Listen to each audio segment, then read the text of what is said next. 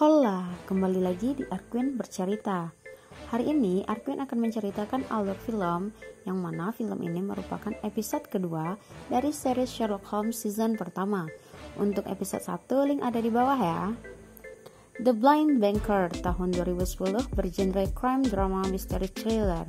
Film ini menceritakan tentang komplotan bernama Black Lotus. Nah, bagaimana keseruannya? Mari kita mulai.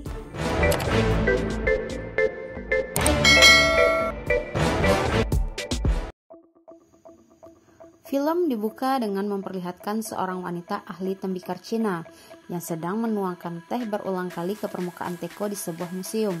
Wanita ini bernama Shaolin Yao. Tak lama kemudian, museum tempat ia berada pun ditutup. Saat sedang menyimpan teko-teko antiknya, Shaolin Yao mendengar sesuatu. Ia mengira itu adalah satpam museum itu. Namun setelah dicek, ia sangat terkejut karena melihat sebuah patung yang dicoret dengan grafiti.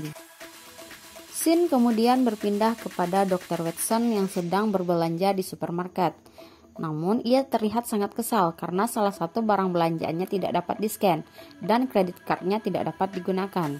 Di sisi lain, Holmes tampak sedang bertarung dengan seorang yang menggunakan penutup wajah. Dr. Watson pun akhirnya pulang ke rumah dengan kesal. Sesampainya di rumah, Dr. Watson melihat Holmes menggunakan PC miliknya. Ia pun marah.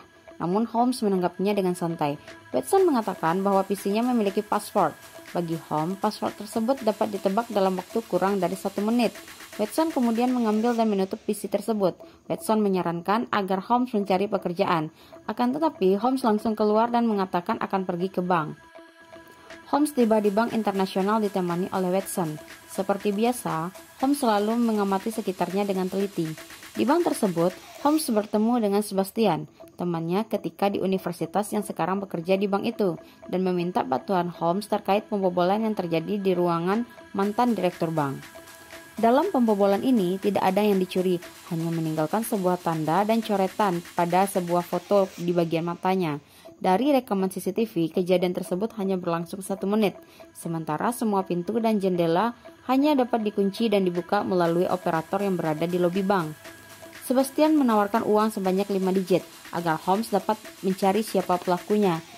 Tapi Holmes mengatakan tidak membutuhkan itu dan pergi meninggalkan Sebastian. Namun di sana masih ada Dr. Watson yang akhirnya mengambil uang tersebut.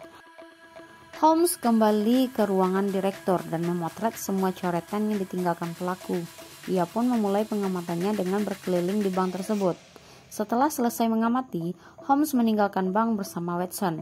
Dalam perjalanan, Holmes menjelaskan bahwa Sebastian bulan ini sudah 2 kali ke luar negeri. Hal ini dilihat dari jam tangannya yang menunjukkan tanggal yang salah tetapi waktunya benar. Menurut Holmes, itu terjadi karena ia telah melewati garis tanggal dunia sebanyak 2 kali, tetapi ia tidak menyesuaikannya. Jam tangan tersebut pun baru diproduksi di bulan ini. Dalam perjalanan, Holmes menjelaskan bahwa coretan di ruangan direktur yang mereka lihat tadi adalah sebuah pesan yang ditujukan kepada seseorang yang bekerja di bank tersebut pada lantai dagang. Ia juga mengajak Watson untuk mencari tahu siapa orang yang dituju agar mereka dapat menemukan pelakunya. Coretan atau grafiti tersebut hanya dapat dilihat dari beberapa tempat karena adanya pilar-pilar yang menghalangi. Coretan itu dibuat pukul 11.34 malam yang berarti ditujukan untuk seseorang yang datang tengah malam.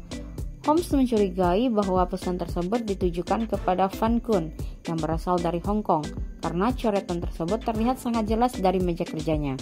Namun pada hari ini, Van Kun tersebut tidak masuk kerja sehingga Holmes kemudian memanggil taksi agar dapat pergi ke flat tempat Van Kun berada.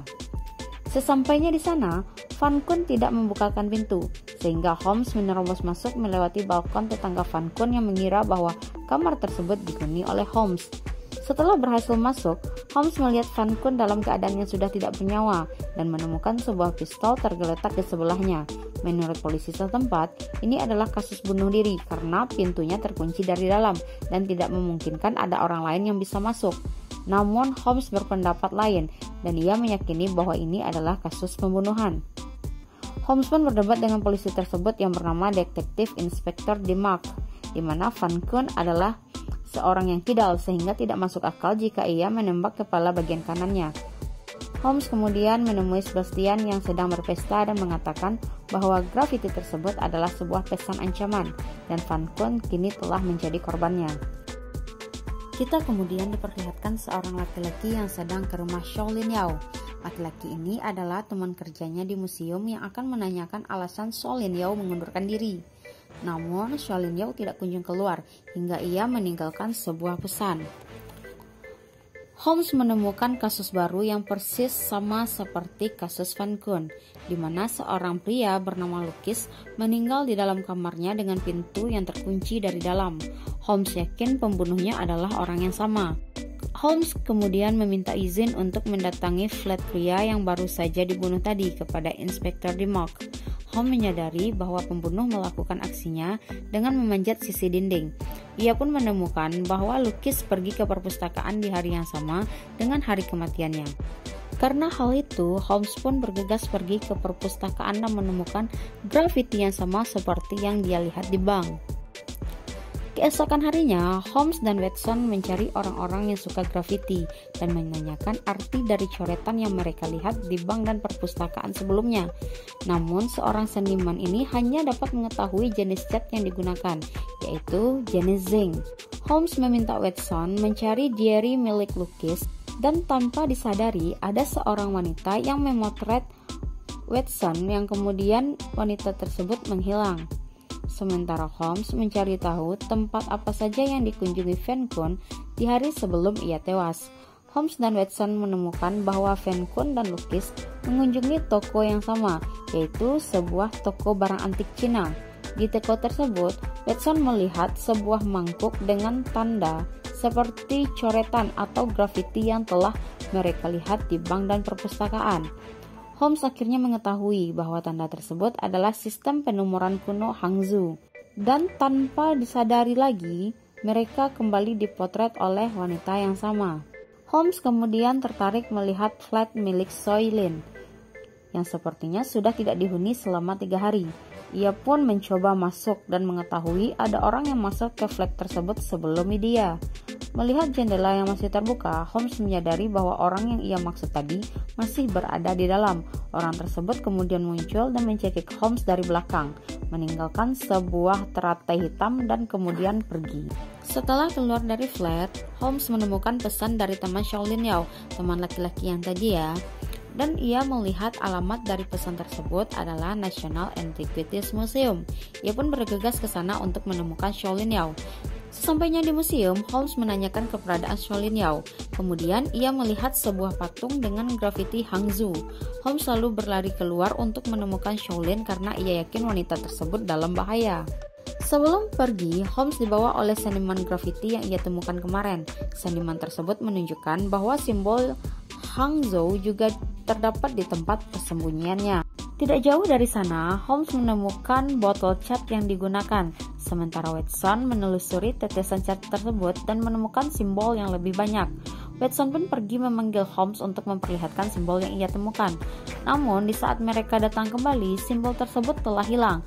Tetapi, untung saja Watson sempat memotret simbol tersebut. Holmes kembali mencari Shaolin dan menyadari ternyata Shaolin datang ke museum di malam hari karena teko yang sebelumnya biasa digunakan oleh Shaolin telah kembali berkilau. Holmes dan Watson menunggu kedatangan Shaolin di malam hari. Mereka pun berhasil menemukan Shaolin. Kemudian Shaolin menceritakan bahwa ia tahu maksud sandi tersebut. Ia juga tahu bahwa pengirimnya bernama Zizu. Shaolin memperlihatkan sebuah tato di kakinya. Tato tersebut adalah logo keluarga Tong yang merupakan sindikat kriminal kuno di Cina. Shaolin juga menjelaskan bahwa pimpinan mereka disebut Black Lotus. Salah satu dari bawahan Black Lotus inilah yang masuk ke flat Shaolin ketika itu dan mencekik Holmes. Ia meminta Shaolin untuk menemukan suatu barang antik yang telah dicuri. Namun Shaolin menolaknya. Holmes meminta Shaolin untuk mengartikan kode yang ia temukan. Tetapi sesaat sebelum Shaolin bicara, tiba-tiba lampu di museum tersebut padam. Shaolin mengatakan bahwa Zizu telah menemukannya. Holmes kemudian berlari mengejar Zizu yang dimaksud, dan Watson pun menyelamatkan Shaolin. Seseorang tiba-tiba menembak Holmes, dan Holmes pun berhasil menghindar. Setelah Shaolin berada di tempat yang dirasa aman oleh Watson, Watson kemudian menyusul Holmes. Namun tiba-tiba tembakan pun berhenti. Shaolin didatangi oleh seorang pria yang ternyata adalah kakaknya yang bekerja untuk Black Lotus. Watson lalu teringat akan Shaolin dan dia mencoba kembali ke tempat Shaolin berada. Namun ketika sampai di sana, ia menemukan bahwa Shaolin sudah tewas dengan origami Black Lotus di tangannya.